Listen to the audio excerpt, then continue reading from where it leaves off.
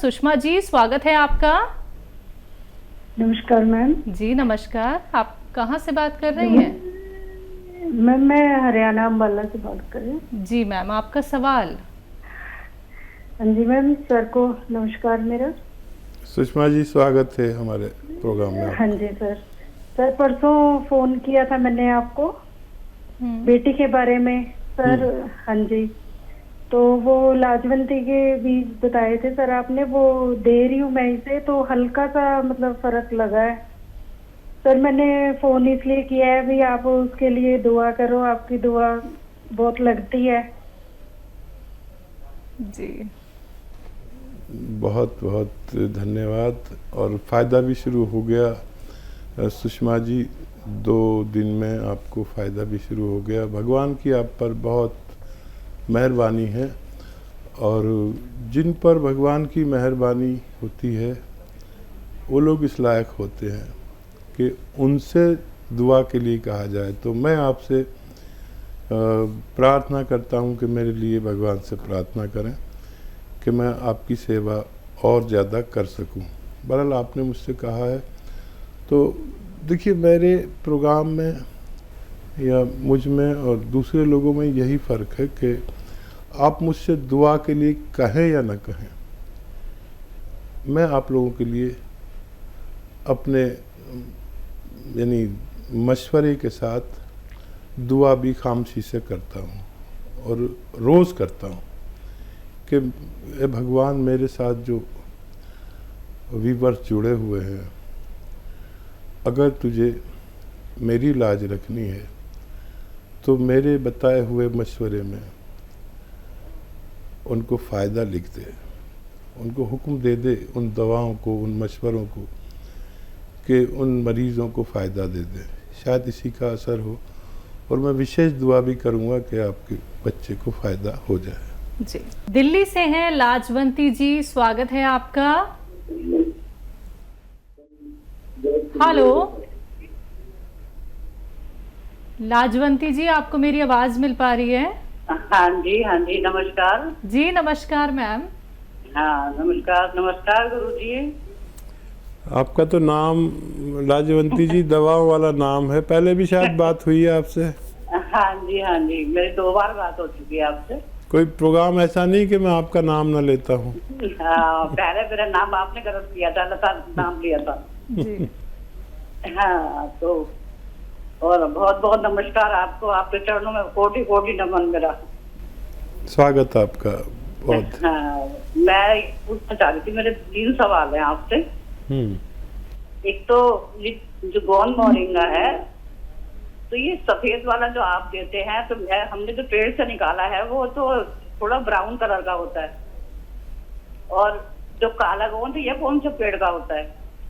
ठीक है। और एक मेरे दामाद के दोस्त हैं, उनकी उम्र हो गई कोई 55-56 साल, उनके पैर में गैंग्रीन हो गया है, उनके पैर का काटने की नौबत आ गई, तो उनके लिए कोई इलाज हो तो बताइए आप प्लीज। ठीक है।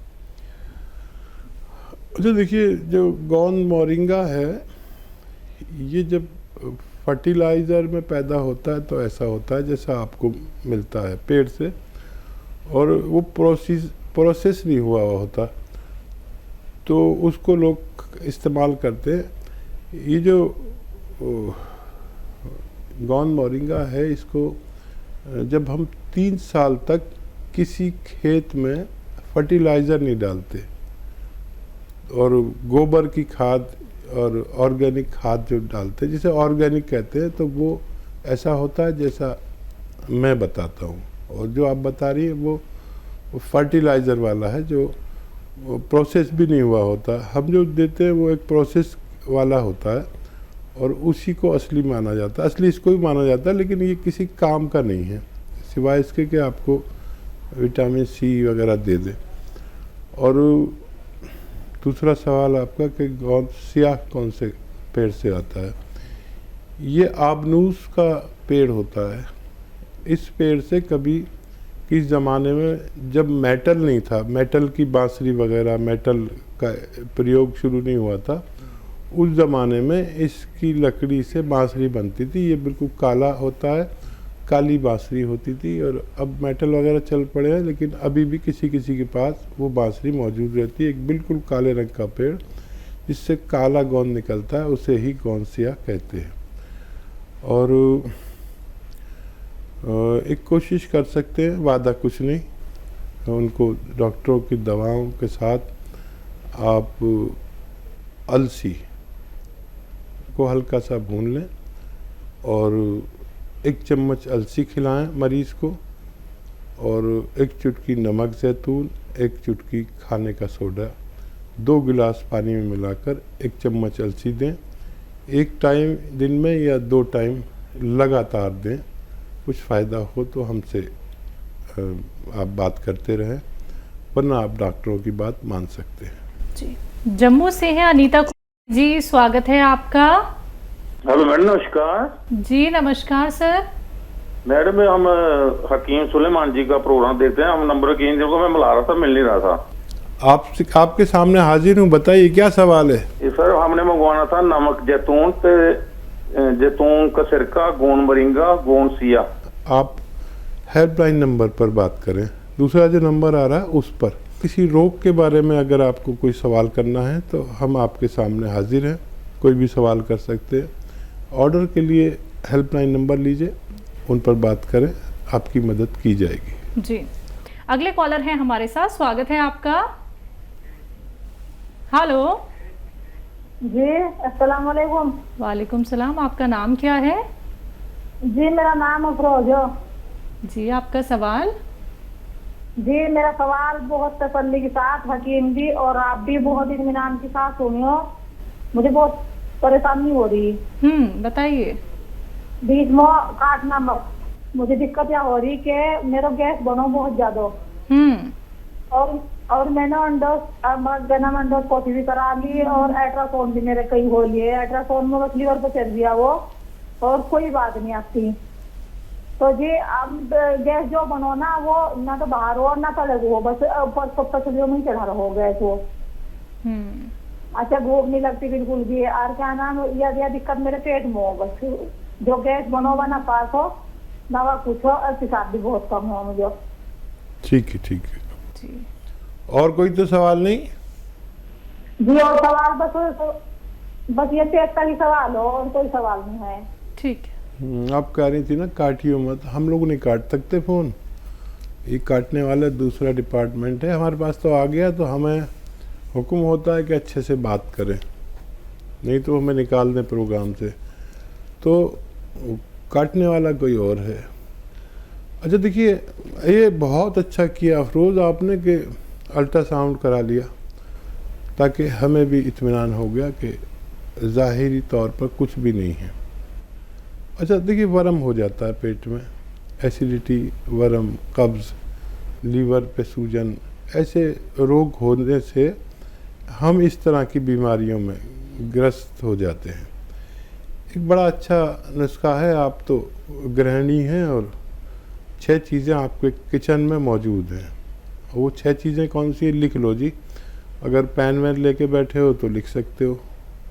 और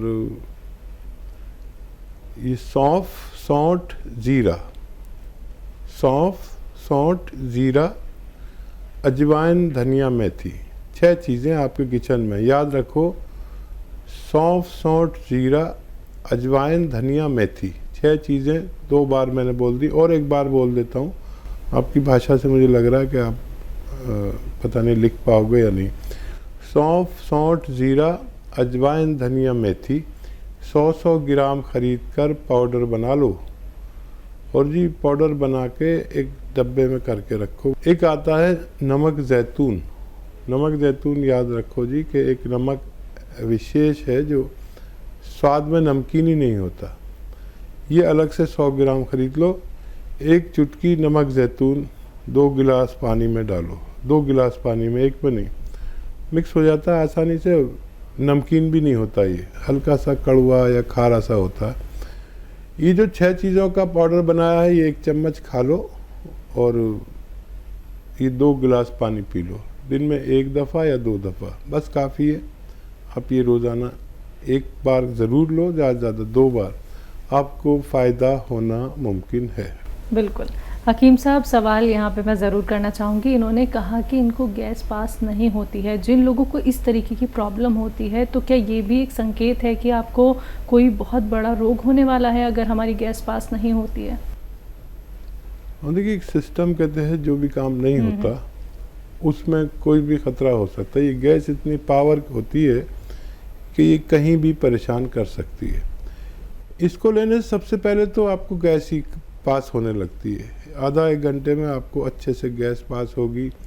जो लैट्रिन है वो आगे सरकना शुरू हो जाती है, और वर्म हो तो वो दूर होने लगता है, कहीं भी स्वेलिंग हो जाती है ना वर्म, और लीवर को मजबूर करते हैं ये कि ठीक से काम कर, और मैदे को हज़म का हुक्म देते हैं ये नुस्खा, और आंतों में बल देते हैं कि वो जल्दी से गैस पास करके इसको सही वक्त पर लैट्रिन हो जानी चाहिए।